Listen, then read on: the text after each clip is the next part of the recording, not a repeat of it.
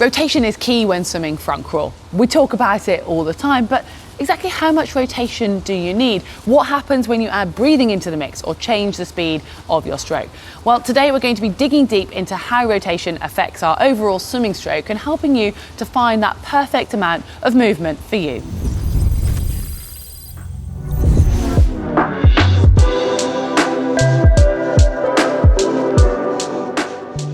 Some of us need more, some of us need less. Finding that perfect balance of rotation can have a significant impact on the efficiency of your swimming stroke. If you don't rotate enough, then you're basically going to be missing out on engaging all of those large muscles in your back and your lats. And as a result, you'll be putting more pressure onto your shoulders and the smaller muscles and tendons, which could even lead to an injury. If you're at the other end of the spectrum and you're over-rotating, well, then you're going to likely to have a very deep pull, so you're not going to be able to be so strong. It's going to be very slow because the amount of movement you'll have to do from one side to the other, and you could even end up snaking if you're reaching past the midline. So in the ideal scenario, you want to be rotating somewhere between 35 and 45 degrees, and you're naturally going to be closer to 45 degrees when you turn to breathe. It's hard to know how much you're rotating already, and as you know, what you feel in the water is quite often very different to what you actually look, especially when it comes to body position. So it's time for a bit of visualization. If you imagine that 90 degrees is a quarter turn, so that would be if you were swimming parallel to the side of the pool or the lane rope.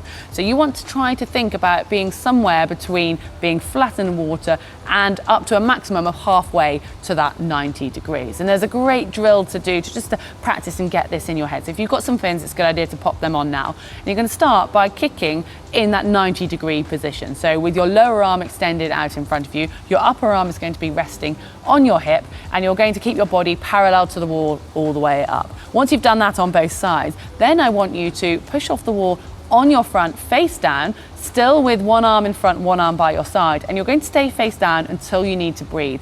And when it comes to that breathing, I want you to think about doing less than half of that movement or up to half of that movement, turning to the side, bringing your head back down and coming back to the middle. And that should hopefully get you to start to get an idea of the amount of rotation that is ideal.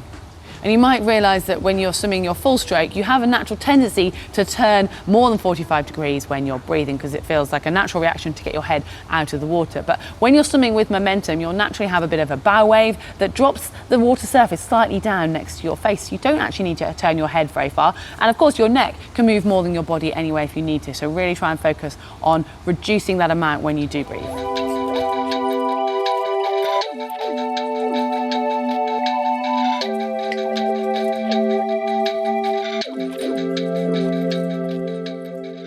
All right, it's time for a bit of an experiment. I've actually got a tool to try out today that can measure the amount of rotation on my left compared to my right. And with that, it can give me a reading of how efficient my stroke is from side to side. So I'm intrigued to find out if the fact I have a dominant side for breathing can have a dramatic effect on the amount of rotation I do, but also on my overall stroke efficiency.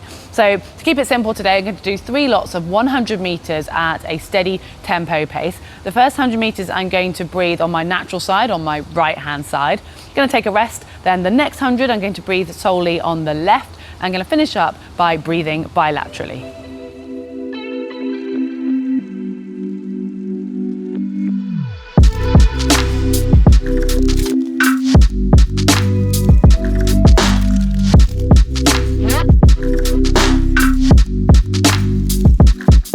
I naturally find it easier breathing to the right, so I expect that I rotate more to that side, whether breathing or not. And I know I choose to breathe bilaterally most of the time, so I'll expect that 100 meters to be my most balanced, but will it be my most efficient? It's time to go and grab a coffee and analyze the difference between the 3.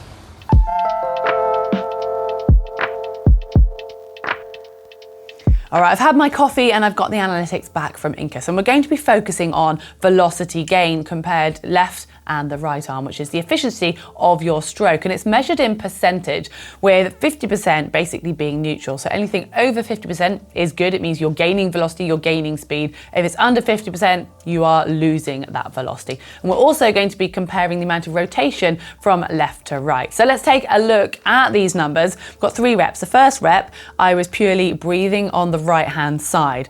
Now my velocity gain on the left was 75%. On the right arm, it was 59%, so both were good, but higher on the left.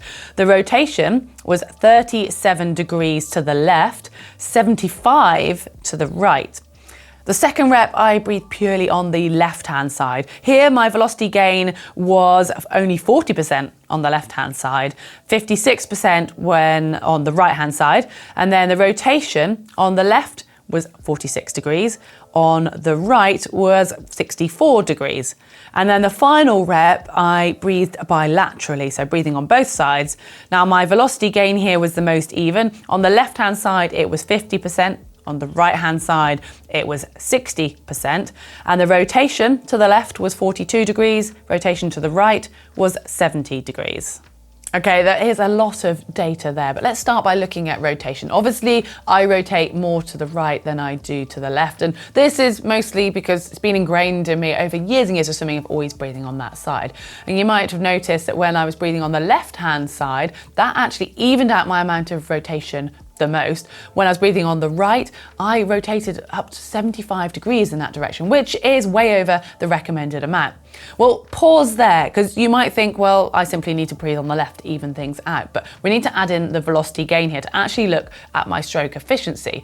Now, I was most even left to right with my velocity gain, my stroke efficiency, when I breathed bilaterally, which sounds logical. However, when I breathed to the right solely, I was actually more efficient. I had a higher velocity gain overall. So I had a more efficient stroke, which then kind of throws a spanner in the works, doesn't it? Because basically meaning that I am a more efficient swimmer even though I'm rotating over the recommended amount to that right-hand side, which I find really interesting. And it obviously just shows that I've swam like that for so long, but just correcting something isn't quite as simple, and it's not going to reflect straight away in an improvement in your time. So it's something to consider when you're going about looking at what to change in your stroke.